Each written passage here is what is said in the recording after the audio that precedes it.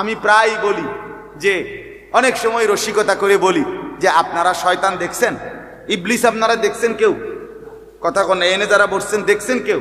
আমি দেখছি, আমি অনেকবার দেখছি, প্রায় দেখি, নিয়মিত দেখি।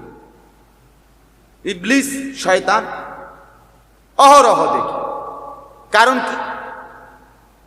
কারণ হলো আল্লাহ তাআলা কোরআনুল কারীমে বারবার বলছেন শয়তান নিশ্চয়ই মানুষের প্রকাশ্য শত্রু। কি শত্রু? আদুউম মুবিন। কি শত্রু বলেন তো? তাহলে প্রকাশ্য হলে দেখবেন না কেন? কথা বোঝেন নাই আমার? প্রকাশ্য শত্রু, এ তাহলে দেখতেন না কেন?